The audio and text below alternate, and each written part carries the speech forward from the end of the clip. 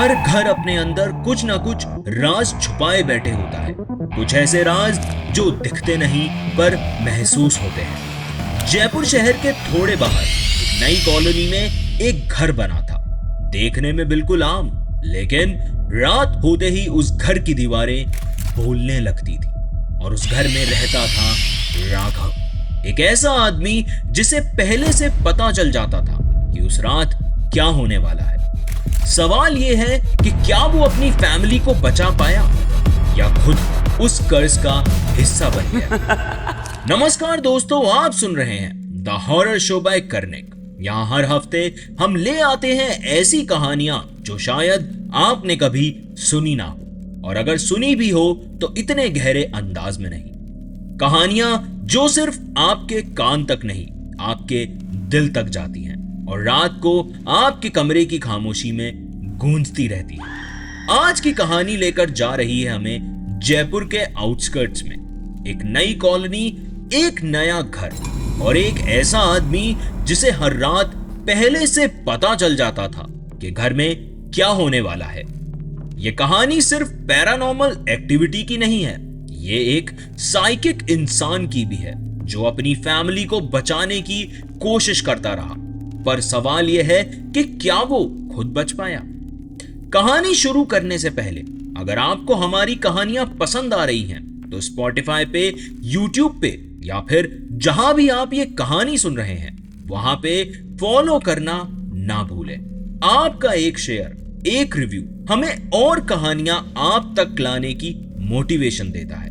तो चलिए बिना किसी देरी के कहानी शुरू करते हैं। जयपुर के बाहर जहां से पिंक सिटी की रोशनी सिर्फ दूर से चमकती नजर आती है, एक नई कॉलोनी बनी थी। सीधी सड़कें, नए घर और हर प्लॉट के सामने लगाया गया एक छोटा सा पेड़। ऐसी जगह जहां लोग शांति की तलाश में आते हैं। राघव भी अपनी माँ, पत्नी और छोटे भाई अमन के साथ यहीं शिफ्ट हुआ था। घर बिल्कुल नया था। पूरे घर में रंग रोगन की एक अजीब सी महक थी। किचन में चमकते बर्तन और ड्राइंग रूम की बड़ी खिड़की जहां से शाम को धूप सीधी अंदर गिरती थी। सब कुछ बिल्कुल ठीक ठाक लग रहा था, लेकिन नए घर में अपनी एक खामोशी होती है। रात होते ही जब सब सेटल हो जाते तो उस खामोशी में एक अजीब सा बोझ महसूस होता था। पहली रात ही माँ ने महसूस किया कि क्या ये पर्दे बिना हवा के हिल रहे हैं। सबने कहा अरे हवा होगी, लेकिन राघव चुप हो गया। उसकी नजर बस एक पल के लिए खिड़की पे टिकी रही। उसने कुछ कहा नहीं, पर उसके चेहरे पे एक ऐसा एक्सप्रेशन था जैसे वो कुछ सुन रहा हो, कुछ ऐसा जो बाकियों को सुनाई नहीं दे रहा था। अगली रात सब सो रहे थे। राघव ने एकदम से आंख खोली और सीधा बैठ गया। कॉरिडोर का बल्ब एक पल के लिए झिलमिलाया, बस एक पल। माँ ने घबरा कर पूछा क्या आवाज आई। राघव ने धीरे से कहा नहीं नहीं, कोई आवाज नहीं थी, बस शायद कुछ और था। उसके बाद से घर में रोज कुछ ना कुछ होने लगा। कभी किचन के बर्तन अपने आप गिर जाते तो कभी दरवाजा बंद होने की आवाजें आती। लेकिन सबसे अजीब बात यह थी कि राघव को हमेशा पहले से पता होता था। एक दिन उसने अपनी पत्नी को रोकते हुए कहा कि आज माँ को किचन में देर तक काम मत करने देना। पत्नी ने सोचा बस ऐसे ही बोल रहा होगा, पर उस रात किचन में रखा एक डब्बा अपने आप शेल्फ से एज तक आ गया। जैसे ही गिरने वाला था, लेकिन गिरा नहीं। माँ ने अपनी आंखों से देखा, तब उन्हें समझ आया कि राघव की कोई बात मजाक नहीं थी। और यहीं से शुरू होती है ये कहानी जो इस घर को सिर्फ मकान नहीं बल्कि एक ऐसा राज बना देती है जिसकी आप कल्पना भी नहीं कर सकते, और जिसकी कल्पना राघव और उसके परिवार ने भी नहीं की। शाम ढलते ही कॉलोनी की सड़कें सो जाती थी। 2-3 घरों में टीवी की हल्की आवाज रहती। कहीं बच्चे क्रिकेट खेलकर थककर अंदर जा रहे होते तो कहीं दूर खड़े कुत्ते बस भौंकते रहते और फिर थोड़ी देर बाद चुप हो जाते। पर राघव को अपने नए घर की खामोशी बिल्कुल अलग लग रही थी, जैसे हवा रुक रुक कर चल रही हो और दीवार के अंदर कोई हल्के से सांस ले रहा हो। उस रात सोते वक्त कॉरिडोर का बल्ब एक पल को वापस ब्लिंक हुआ। राघव ने पलटकर घड़ी देखी। घड़ी में 2:13 होने में 3 मिनट बाकी थे। उसने धीरे से काउंट करना शुरू किया। 1, 2, 3 और बिल्कुल सही वक्त पे बल्ब फिर से ब्लिंक हुआ। उसने एकदम से कुछ अजीब सा महसूस किया। अगली सुबह मां ने चाय रखते हुए कहा कि राघव, कल रात ऐसा लगा कि कोई रसोई में बर्तन के पास था। राघव ने शांत आवाज में बस इतना कहा कि आज रात रसोई का दरवाजा आधा बंद रखना और एक धूप बत्ती ज्यादा जला देना। मां ने हैरान होकर पूछा, क्यों? राघव थोड़ा मुस्कुराया। मां चुप हो गई। बस उसकी नजर एक पल के लिए थम गई। शाम को अमन बालकनी में खड़ा फोन पर बात कर रहा था। हवा तेज थी, फिर अचानक अपने आप बिल्कुल रुक गई। नीचे गली में कुत्ते भौंकते हुए उस खाली प्लॉट की तरफ भाग रहे थे। राघव वहीं नीचे खड़ा था और उसने अमन की तरफ देखकर तुरंत चिल्लाया कि अंदर जा। अमन हंस पड़ा और बोला कि तू बिना वजह हर चीज में डर ढूंढता है क्या? लेकिन 2 मिनट बाद ही एक जलती हुई राख का टुकड़ा हवा में उठा और सीधा बैल्कनी की ग्रिल से टकरा के अंदर आया। राख तो बुझ गई, पर अमन का चेहरा पीला पड़ गया। वो चुपचाप अंदर चला गया। उस रात जब सब सो गए, किचन से आवाज आई जैसे कोई चम्मच बजा रहा था। वो उठती उससे पहले ही वो आवाज बंद हो गई। लिविंग रूम में राघव खिड़की तक गया। पर्दे के बीच से झांककर उसने देखा कि सामने वाली बिल्डिंग की छत पे कोई काला दाग कॉइन जैसा लगा था। आज वो बड़ा दिख रहा था। उसने आंखें निचोड़ कर देखा, पर जैसे ही सीधा फोकस किया, दाग बिल्कुल गायब हो गया। उस रात राघव ने अपने दिमाग में एक मैप बनाया। एंट्रेंस, लिविंग, रसोई, बेडरूम्स, बालकनी से लेकर टेरेस तक। फिर उसने इन सबको उन 3 चीजों से जोड़ा जो रोज रिपीट हो रही थी। वही रात 2:13 पर बल्ब का ब्लिंक होना, सिंक के नीचे बूंद बूंद गिरना और सामने वाली छत पे वो काले दाग का दिखना। तीनों को एक लाइन से जोड़ा तो एक इनविजिबल रास्ता बना। लिविंग रूम से बालकनी तक, बालकनी से रसोई और फिर वापस लिविंग रूम तक। एक लूप, एक चक्र। उसने धीरे से कहा कि रास्ता, फिर तुरंत खुद को समझाया कि शायद वायरिंग होगी या फिर पानी की कोई लाइन होगी। मैं भी न जाने ये मैप पे क्या सब ड्रॉ कर रहा हूं। रात को सब एक साथ बैठ गए। मां ने पूछा कि बेटा, घर में जब भी कुछ अजीब होने वाला होता है तो तुझे पता कैसे चल जाता है? राघव बिल्कुल शांत था और वो बोला कि आप लोग मुझसे सवाल मत पूछो, बस मेरी बात मानो।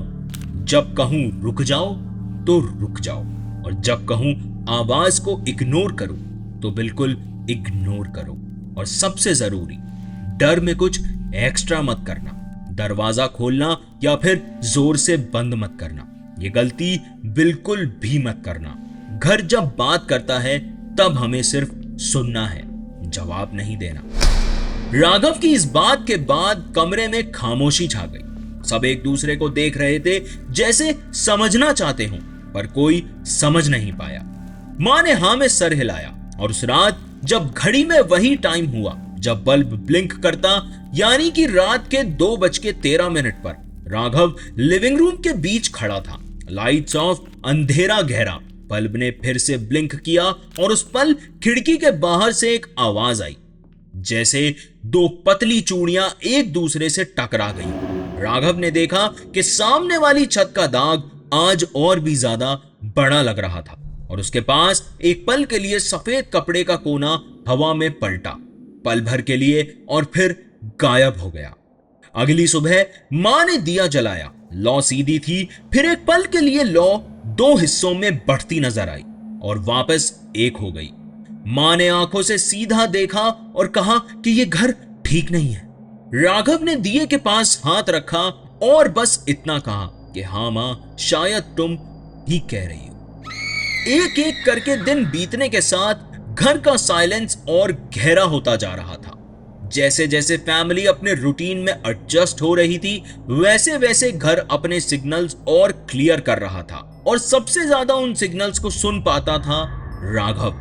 शुरुआत में सबको लगा था कि शायद ये बस नए घर की फालतू एनर्जी है, नए बर्तन, नए स्विचेस, नए पाइप्स, पर राघव को पता था कि ये सब नॉर्मल घर की आवाजें नहीं थी। ये सब एक तरह का तरीका था, एक पैटर्न था। सबसे पहले उसने किचन नोटिस किया। हर दूसरे दिन रात को 12:07 पर एक ही आवाज आती, जैसे कोई स्टील का चम्मच बजाता हो। पहले माँ ने सोचा हवा होगी, लेकिन हवा अंदर कहां से आती। एक दिन तो माँ ने अपनी आंखों से देखा कि एक चम्मच जमीन पे उल्टी पड़ी हुई है, जबकि वो खुद सारी चम्मचें ड्रॉर में रख कर गई थी। दूसरा पैटर्न कॉरिडोर में था। 2:13 बल्ब ब्लिंक करना अब रोज की बात हो गई थी। एक ही सेकंड के लिए लाइट का फिलामेंट हिलता, जैसे कोई आंख झपकाता। राघव खुद को यह कन्विंस करने की कोशिश करता कि यह वायरिंग का मसला है, लेकिन इलेक्ट्रीशियन बार बार चेक करके बोल चुका था कि साहब सब कुछ नॉर्मल है। तीसरा पैटर्न लिविंग रूम के सामने था। बड़ी खिड़की से दूर वाली बिल्डिंग की छत पे हमेशा एक डार्क स्पॉट का दिखाई देना। दिन हो या रात वो मार्क वहीं रहता, जैसे छत पे अंधेरा चिपक गया हो। फोन से फोटो खींच के देखो तो कुछ नजर नहीं आता, पर आंखों से देखो तो क्लियरली एक दाग। राघव जब भी उसकी तरफ देखता तो उसे महसूस होता कि जैसे कोई उसे छुपकर देख रहा है। माँ ने पूछा कि बेटा ये सब तुझे पता कैसे चल जाता है। राघव बस चुप रहा। और फिर असली डर तब शुरू हुआ जब राघव के विजन्स सिर्फ छोटी चीजों तक सीमित नहीं रहे। अब उसे आगे की तस्वीरें दिखने लगी थी, जैसे किसी ने उसके अंदर एक पुराना टीवी ऑन कर दिया था। कॉलोनी में आते जाते अब राघव के चेहरे पे एक अलग ही सोच दिखाई देती थी। दिन में वो बिल्कुल नॉर्मल लगता, बैल्कनी में चाय पीता, न्यूज़पेपर पढ़ता, माँ को सब्जी लाने में हेल्प करता, लेकिन उसके अंदर कुछ और ही चल रहा था। जैसे उसके दिमाग के अंदर एक अलग ही घड़ी चल रही हो, जो नॉर्मल वक्त से बिल्कुल मैच नहीं करती थी। एक दोपहर जब कॉलोनी के गार्डनर मिश्रा जी आंगन के पेड़ को पानी दे रहे थे, राघव कैजुअली उनके पास खड़ा हो गया। हवा थोड़ी गर्म थी, मिट्टी से एक खास स्मेल आ रही थी जो राजस्थान के खेतों में आती है। राघव ने पूछ ही लिया कि मिश्रा जी ये कॉलोनी पहले क्या थी, मतलब कि इस जमीन की हिस्ट्री क्या है। मिश्रा जी रुक गए। एक पल के लिए उन्होंने अपनी कुड़ाल मिट्टी में गाड़ दी और पसीने पोंछते हुए बोले कि बेटा ये जो पूरा इलाका है ना, पहले सब एक ही खानदान का था। बड़े ठाकुर हुआ करते थे। कहते हैं उनके जमाने में यहाँ गुजरने वाले आदमी बिना इज्जत दिए जा नहीं सकता था। जमीन, पैसा, शान सब कुछ था उनके पास, लेकिन मौत के बाद सब कुछ बेकार हो गया। राघव ने ध्यान से देखा कि मिश्रा जी की आवाज धीमी हो गई थी, जैसे वो खुद डर रहे हों अपने शब्द बोलते हुए। वो आगे बोले कि ठाकुर बिना वारिस के मर गया और जाने से पहले वो गुस्से में बोल गए, जो भी मेरी जमीन पे रहेगा वो मेरे साथ ही रहेगा। ये कहकर मिश्रा जी ने एक लंबी सांस ली और धीरे से कॉलोनी के पीछे की तरफ इशारा किया। वहां देखा है तुमने, एक छोटा सा चबूतरा जैसा बना है, पत्थर का टुकड़ा, आधा धसा हुआ जमीन पे। लोग उसे थान बोलते हैं। पुराने ठाकुर ने वहीं पे अपना आखिरी दिन बिताया था। तब से रात को कुत्ते वहां घूम के भौंकने लगते हैं, जैसे किसी को घेर रहे हो या फिर किसी से बात कर रहे हैं। राघव बिल्कुल चुप हो गया। उसके दिमाग में तुरंत एक इमेज बनी। घर के अंदर जो रास्ता उसने महसूस किया था, वो इनविजिबल लाइन जो लिविंग रूम, बैल्कनी और किचन को जोड़ रही थी। उस लाइन का सिरा कॉलोनी के पीछे उस थान की तरफ जा रहा था। मतलब जो सिग्नल्स वो रोज महसूस कर रहा था, वो हवा में रैंडम घूमते नहीं थे। उनका एक सोर्स था और वो सोर्स वही थान था। उस रात राघव को एक सपना आया। सपने में उसने खुद को एक पुरानी हवेली के आंगन में खड़ा देखा। हवेली अधूरी सी थी, दीवार में दरारें, छत के टुकड़े टूटे हुए, अंधेरा इतना गहरा था कि आसमान और जमीन दोनों एक ही रंग के दिख रहे थे। बस बीच में एक बड़ा बरसाती पेड़ था, जिसके नीचे मिट्टी गीली थी। पेड़ के सामने एक आदमी खड़ा था, राजपूत पोशाक, कंधे पर अंगवस्त्रम, हाथ में एक पुरानी तलवार। उसका चेहरा पूरे अंधेरे में छुपा हुआ था, सिर्फ उसकी आंखें नजर आ रही थी और वो भी बिल्कुल खाली। उस आदमी ने धीमी आवाज में कहा, जो एकदम से दीवार से टकराकर गूंज उठी कि यह जमीन मेरी थी, जो भी यहां रहेगा मुझे अपना बना लेगा। राघव ने सपने में अपना गला खोलकर चिल्लाने की कोशिश की, पर आवाज ही नहीं निकली। उसके पैर मिट्टी में जम गए। उसने देखा कि जमीन में छोटी छोटी दरारें खुल रही हैं और उन दरारों से काला धुआं निकलकर उसके सीने में घुसने लगा, जैसे कोई उसके अंदर घुसकर अपनी जगह बनाना चाहता हो। और फिर उस आदमी की आंखें करीब आ गई, बिल्कुल पास, इतनी पास कि राघव को लगा वो खुद को उन आंखों में गिरता हुआ महसूस कर रहा है। और जैसे ही उसने रेजिस्ट करना चाहा और एक जोर का झटका आया और उसकी आंख खुल गई। उसका पूरा बदन पसीने से भीग चुका था और घड़ी में वक्त जब उसने देखा तो रात के 2:13 हो रहे थे। और जैसे ही उसने ऊपर देखा, इस बार लिविंग रूम का बल्ब नहीं, उसके कमरे का बल्ब ब्लिंक हुआ। सुबह राघव चुप नहीं रहा। उसने मां, पत्नी और अमन को बैठक में बिठाया। सबने देखा राघव के चेहरे पर पहली बार एक अजीब सी उदासी थी। उसने धीरे धीरे पूरा सपना सबको सुनाया, हर एक डिटेल। मां के हाथ कांप गए, पत्नी ने आंसू रोक लिए और अमन, जो हमेशा सरकाज़म करता था, उसके चेहरे पे भी पहली बार डर था। मां ने हिचकिचाते हुए पूछा, बेटा, क्या ये वही ठाकुर है जिसका श्राप मिश्रा जी बता रहे थे? राघव ने सर हिलाकर हाँ में इशारा किया। हाँ, मुझे लगता है वही है और अब उसकी नजर हम पर है। पत्नी ने तुरंत कहा, तो हमें ये घर छोड़ देना चाहिए, अभी के अभी पैकिंग करते हैं। राघव ने एकदम सीधी नजर उसकी तरफ डाली और बोला कि नहीं, घर छोड़ने से कुछ नहीं होगा। जमीन को छोड़कर हम कहीं भी चले जाएं, उसका असर हमारे पीछे ही आएगा। अमन ने धीरे से बोला, तो फिर करना क्या है? राघव की आवाज में वो ठहराव था जो किसी ने पहले कभी सुना नहीं। वो बोला, हमने सुना है और ये जमीन अपनी बात कह रही है। जो मुझे दिख रहा है वो आपको समझना होगा, वरना अगला कदम और भी भारी होगा। मां की आंखों से आंसू निकल आए। पत्नी ने राघव का हाथ पकड़ लिया और अमन, उसने बस चुपचाप हाँ में सर हिला दिया। उस दिन के बाद से घर का हर एक पल एक एग्जाम बन गया। छोटी सी आवाज भी अब सिग्नल लगती थी। घर की दीवारें जैसे हर वक्त उनकी तरफ देख रही होती। और सबसे बड़ा डर यह था कि अब राघव के विजन्स छोटी छोटी चीजों तक सीमित नहीं रहे थे। अब उसे दिखने लगा था कि आगे क्या होने वाला है। थान का राज समझने के बाद फैमिली और ज्यादा कॉशियस हो गई थी।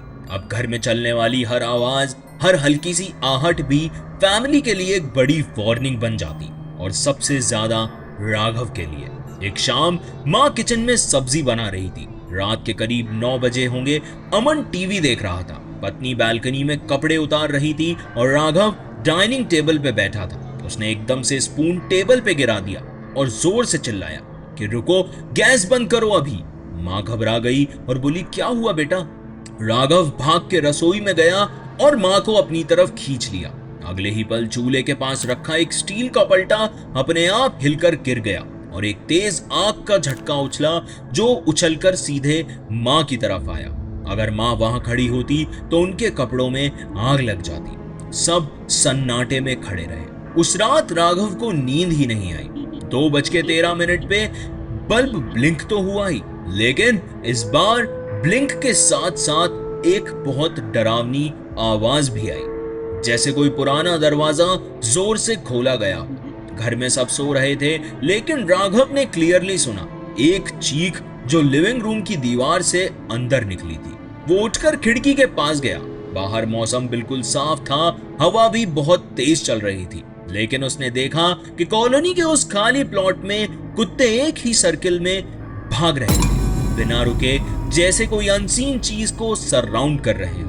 और हर राउंड में उनके भौंकने की आवाज तेज होती जा रही थी। राघव ने अपना हाथ बालकनी की रेलिंग पर रखा और धीरे से बोला कि मैं सुन सकता हूं, वो यहाँ है। और उस पल उसके पैर के नीचे का फ्लोर बिल्कुल बर्फ जैसा ठंडा हो गया।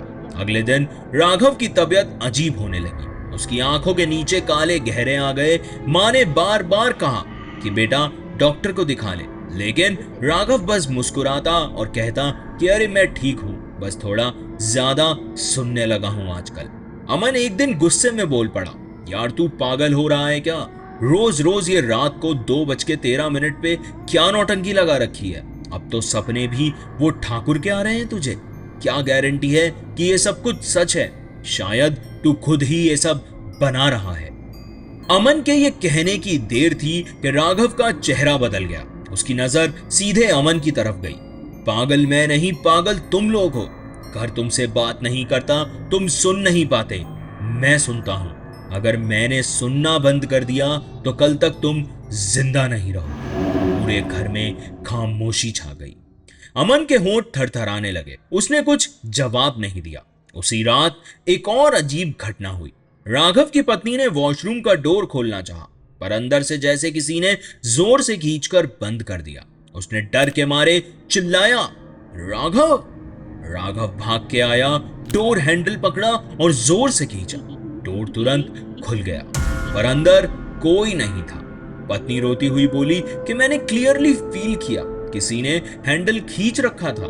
राघव ने उसके कंधे पे हाथ रखा और कहा कि कोई बात नहीं, रात बहुत हो गई है, अभी सो जाओ। दिन पे दिन राघव की हालत खराब होने लगी थी। उसका चेहरा सूखता जा रहा था, आंखें और गहरी दिखने लगी थी, लेकिन साथ ही साथ उसके विजन्स और ज्यादा क्लियर होते जा रहे थे। एक दिन उसने माँ को बोला, माँ अब सिग्नल आने वाला है, रसोई के शीशे को मत देखना। माँ समझी नहीं, पर रात को जब वो रसोई में गई तो फ्रिज के पास ग्लास पैनल में उन्हें अपने रिफ्लेक्शन के साथ एक और परछाई नजर आई, एक आदमी की जो बिल्कुल उनके पीछे खड़ा था। माँ ने घबरा कर पलट कर देखा तो वहां कोई नहीं था, रिफ्लेक्शन गायब हो चुका था। माँ ने डर के मारे राघव को अपना एक्सपीरियंस बताया। राघव बस चुप रहा। उसने माँ के सर पे हाथ रखा और धीरे से बोला, उसने अब अपना चेहरा दिखाना शुरू कर दिया है माँ। कॉलोनी के लोग अब खुद ही इस घर की बातें करने लगे थे। किसी ने बोला कि रात को इस घर की बालकनी से सफेद झिलमिलाती रोशनी निकलती है, तो कोई कहता कि उन्होंने टेरेस पे एक पुराने जमाने का आदमी खड़ा देखा है। गार्ड ने तो सीधा राघव को वार्निंग दी कि साहब, आपके घर के सामने वाले प्लॉट में कुछ है, रात को कुत्ते वहां से दूर रहते हैं, संभल के रहिएगा। फैमिली अब बिल्कुल हेल्पलेस महसूस कर रही थी। एक तरफ घर था जो अपने राज खोलते जा रहा था और दूसरी तरफ अपनी फैमिली से दूर जा रहा था, जैसे वो उनका प्रोटेक्टर नहीं, उस कर्ज का हिस्सा बनने लगा था। पत्नी ने एक रात आंसू भर के कहा, राघव, हम सब तुम पे डिपेंड करते हैं, तुम्हारे बिना हम क्या करेंगे? राघव की आंखें शांत थी, पर आवाज थोड़ी भारी। मैं जब तक यहाँ हूं तुम्हें कुछ नहीं होगा, लेकिन एक दिन आएगा जब तुम्हें डिसाइड करना पड़ेगा कि तुम मुझे बचाना चाहते हो या खुद को। और फिर आई वो रात जिसने सब कुछ बदल दिया। बाहर तूफान था, बिजली चली गई थी, कॉलोनी अंधेरे में डूब गई। घड़ी में 2:13 थे और इस बार बल्ब ब्लिंक नहीं हुआ। पूरा घर हिल उठा। उस रात आसमान ऐसे गरज रहा था जैसे कहीं दूर पहाड़ों पर पुरानी दीवार गिर रही हो। कॉलोनी के पेड़ एक दूसरे से टकरा रहे थे और पत्तों की सरसराहट बिल्कुल कपड़े घिसने की आहट लग रही थी। बिजली शाम से गई थी, जनरेटर भी थककर चुप हो गया था। घड़ी में 2:05 थे। राघव लिविंग रूम के बीच में खड़ा था। पैरों के नीचे टाइल्स आज कुछ ज्यादा ही ठंडी थी, जैसे जमीन ने अपनी सांस रोक ली हो। उसने सीधी आवाज में कहा कि माँ, तुम दोनों अंदर जाओ, दरवाजे को अंदर से कुंडी लगा लेना और कोई कुछ भी बोले तुम दरवाजा मत खोलना। बेडरूम का गेट बंद होते ही घर एकदम खामोश हो गया था। अंधेरा इतना गहरा था कि बस बिजली की चमक ही आसमान को एक पल के लिए रोशन करके फिर अंधेरे में डाल देती। सेंटर से सोफा हटा दिया। पर्दे जोर जोर से धड़क रहे थे। घड़ी में अब 2:12 हो चुके थे। राघव की आंखें बंद थी। उसके कान में वही स्टैटिक गूंज रही थी, जैसे कोई पुराना रेडियो सही फ्रीक्वेंसी ढूंढ रहा था। और फिर ब्लिंक, बल्ब एक पल को झिलमिलाया। इस बार ब्लिंक के साथ ही एक तेज चीख आई। कमरा वैक्यूम जैसे खाली हो गया। सांस तक भरने लगी। कोई गड़बड़ मत करना, राघव ने धीरे से दीवार की तरफ देखकर कहा। मैं सुन रहा हूं। सबसे पहली आवाज आई घंटी की। एक पुरानी लोहे की घंटी, धीमी पर ऐसी कि दीवार से टकराकर गूंज उठी। सोफा खुद से थोड़ा आगे खिसक गया। पर्दे एक साथ बाहर को फड़फड़ाकर सीधे गिर गए और एक पल के लिए हवा इतनी घनी हो गई थी कि जैसे कोई बिना देखा आदमी वहां खड़ा हो। राघव ने हाथ आगे किया। हवा उसकी उंगलियों से ऐसे गुजरी जैसे जलती चिंगारी पानी में से निकलकर ठंडी हो गई। उसने आंखें उठाकर देखा तो दीवार पर एक रोशनी की पतली सी लकीर बनी थी जो धीरे धीरे खिड़की तक जा रही थी और उस झलक में एक परछाई राजपूती पोशाक का अंदाज था। कमर के पास लटकती हुई वही लोहे की चमकदार तलवार, चेहरा अंधेरे में घुला हुआ पर आंखें बिल्कुल काली, बिना पुतली की, दो खाली कुओं जैसी। राघव की आवाज शांत थी और वो बोला कि आज तो पूरी आवाज में आया है, पर आज फैसला मेरा होगा। बेडरूम से मां की दबी हुई चीख निकली, पर राघव ने पल भर भी पलट कर नहीं देखा। उसने बस एक सवाल पूछा कि तू चाहता क्या है? आवाज नहीं आई। पहले स्मेल आई पुरानी सूखी मिट्टी की, फिर दीवार से गूंजती एक आवाज आई, जमीन। जमीन? राघव ने दोहराया।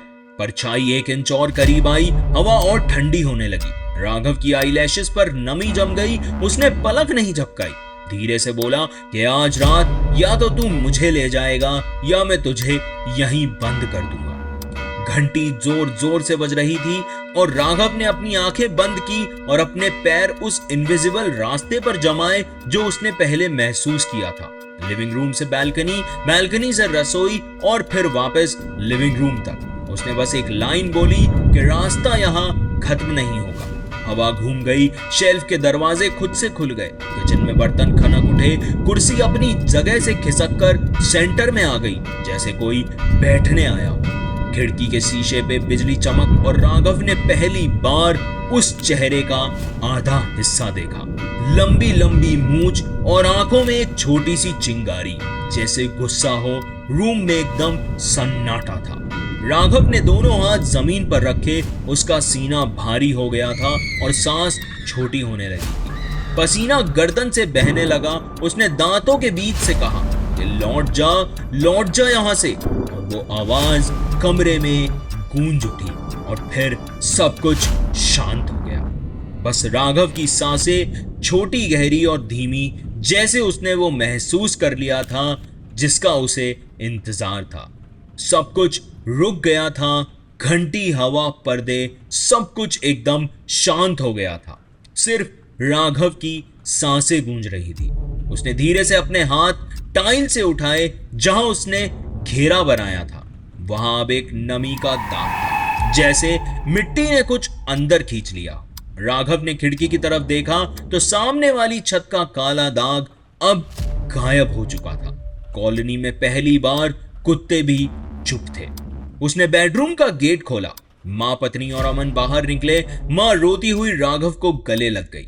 पत्नी की आंखों में भी डर के साथ एक राहत भी थी और अमन वो बस चुप था। मां ने उससे पूछा कि बेटा क्या हुआ था यहां? राघव ने सिर हिलाकर बस ना का इशारा किया। रात बीत गई थी। तूफान शांत हो चुका था। कॉलोनी की सड़कें अब भी गीली थी। पेड़ों के नीचे गीले पत्ते बिखरे हुए थे। मां ने सुबह पूजा की। पहली बार घर के मंदिर में आरती करते वक्त उनकी आंखें इतनी शांत थी कि जैसे रात की सारी आजमाइश बस एक सपना हो। पत्नी ने रसोई में चाय बनाई और अमन ने अपनी जुबान खोलने की कोशिश की, पर शब्द नहीं निकले। सभी एक अजीब सा नॉर्मल बिहेव करने की कोशिश कर रहे थे, पर सबको पता था कि कल रात जो हुआ था वो नॉर्मल नहीं था। लिविंग रूम में कुर्सी अब भी वहीं थी, पर अब उसके नीचे का फ्लोर अभी तक थोड़ा ठंडा था, जैसे किसी ने जमीन के अंदर कुछ दबा दिया हो।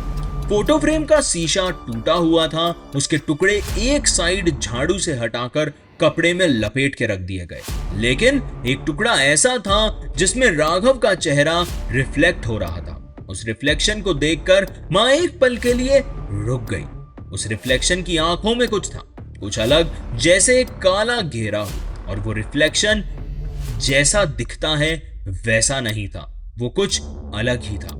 मां ने चुपचाप अपने पल्लू से उस टुकड़े को उठाकर कपड़े में बांध दिया। सुबह कॉलोनी में चर्चा चलने लगी। गार्ड ने शाम को राघव से कहा कि साहब, रात को आपके घर से अजीब रोशनी निकली थी। हम लोग सोच रहे थे कि आप लोग ठीक हैं या नहीं, लेकिन हिम्मत ही नहीं हुई पास आने की।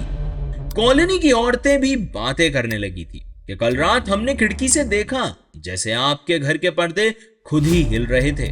बिजली गई थी, हवा भी रुकी हुई थी, लेकिन फिर भी हिल रहे थे। राघव ने किसी को कुछ नहीं समझाया, सिर्फ हाँ में सर हिला दिया। परिवार अब राघव पर पहले से ज्यादा डिपेंडेंट हो गया था। मां हर बार कोई आवाज सुनते ही पहले राघव की तरफ देखती, जैसे पूछना चाहती हो कि बेटा ये नॉर्मल है या फिर कोई सिग्नल। पत्नी रात को सोते वक्त उसका हाथ पकड़कर ही सोती और अमन, जो पहले मजाक उड़ाता था, अब वो भी चुप रहता। लेकिन असली बदलाव राघव में था। उसकी आंखें पहले जैसी नहीं थी। कभी कभी जब धूप सीधी पड़ती तो प्यूपिल्स के अंदर एक छोटा सा शैडो का झलक नजर आता, फिर वो शैडो गायब हो जाती, जैसे कोई और भी वहां से देख रहा था। उसकी आदतें भी बदल रही थी। वो कम बोलने लगा था, दिन पर दिन चुप बैठा रहता था और कभी कभी खिड़की के बाहर घंटों तक उस खाली प्लॉट को देखता रहता, जैसे चेक कर रहा हो कि वहां अब भी कोई है या नहीं। और एक दिन उसकी पत्नी ने पूछा कि अब सब खत्म हो गया है ना? राघव ने धीरे से कहा, फिलहाल। पत्नी ने फिर इंसिस्ट किया, मतलब वो वापस नहीं गया? राघव की नजर खिड़की पर थी। उसने अपनी आंखें ब्लिंक की और कहा कि रास्ते कभी खत्म नहीं होते, बस नए घेरे बन जाते हैं। मैंने एक घेरा बनाया है, अब देखना है कि कितने दिन तक ये घेरा टिकता है। पत्नी का दिल उस जवाब से और ज्यादा भारी हो गया। उसे समझ आ गया कि राघव सिर्फ उन्हें बचाने के लिए खड़ा नहीं था, वो खुद भी उस कर्ज का एक हिस्सा बन चुका था। और घर में पैरानॉर्मल हरकतें कम हो गई थी। छोटी छोटी आवाजों का पैटर्न अब रोज नहीं होता था, लेकिन फैमिली जानती थी कि राज अब भी वही है, सिर्फ छुप गया है। और सबसे बड़ी बात, उनका राघव अब पुराना राघव नहीं रहा था। माँ रोज कहती कि हमारे राघव ने हमें बचाया, पर उसे अपना क्या खोना पड़ा ये हम नहीं जानते। और पत्नी रात को जब उसकी आंखों में देखती तो एक पल के लिए उसे लगता जैसे वो अपने पति को नहीं बल्कि किसी और को देख रही है, कोई जो वहां रहता है पर असल में उसका नहीं। तो ये कहानी थी जयपुर के उस घर की और राघव की, जिसके अंदर एक ऐसी ताकत थी जो उसने खुद नहीं मांगी थी। उसने अपनी फैमिली को बचाने के लिए उस कर्ज का सामना किया। पर अब एक सवाल हमेशा के लिए खुला रह गया कि क्या राघव अब भी उनका रक्षक है या उस श्रापित ठाकुर का नया रूप। तो दोस्तों, अगर आपको यह कहानी पसंद आई हो तो हॉरर शो बाय कर्णिक को सब्सक्राइब करना ना भूलें और अपने दोस्तों के साथ शेयर करें और हमें बताएं कि अगले एपिसोड में आप किस तरह का हॉरर सुनना पसंद करेंगे। और याद रखिए कि कभी कभी घर के कोने जो खामोश होते हैं वो सिर्फ खामोशी नहीं होती, हो सकता है वो आपको कुछ कहना चाहती हो। मैं हूं कर्णिक, मिलते हैं अगले एपिसोड में एक और स्पाइन चिलिंग कहानी के साथ। धन्यवाद। आप सुन रहे थे the horror show by Karnik.